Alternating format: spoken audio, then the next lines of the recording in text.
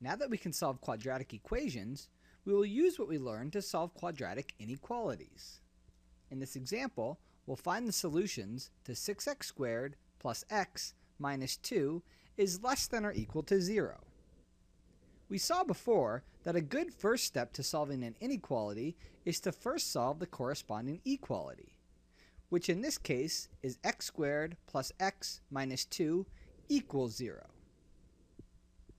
We can solve this using the quadratic equation, and if you would like to see the steps done out, click the purple link to the left now.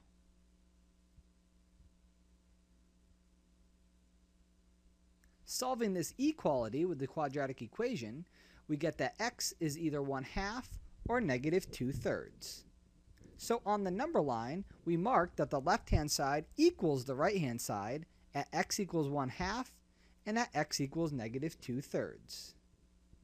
Here, our number line is broken into 3 regions. And still, like when we solved linear inequalities and ones with absolute value, on each of the 3 regions individually, we have that either 6x squared plus x minus 2 is bigger than 0 for every value on the region, and none of them are solutions, or 6x squared plus x minus 2 is less than 0 for every value on the region, and all of them are the solutions. So we need to check each region to see which are solutions and which are not.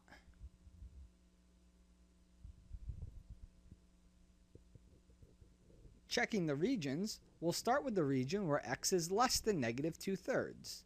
Here, we can pick the number x equals negative 2. For x equals negative 2, the left-hand side is 6 times negative 2 squared plus negative 2 minus 2, which is 6 times 4, or 24, minus 2, which is 20.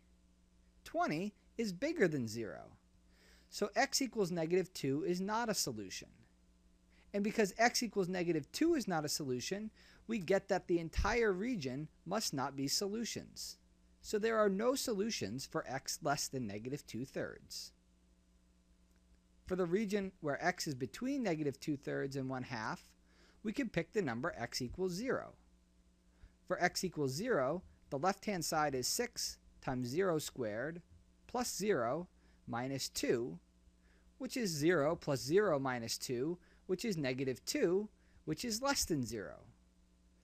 This means that x equals 0 is a solution.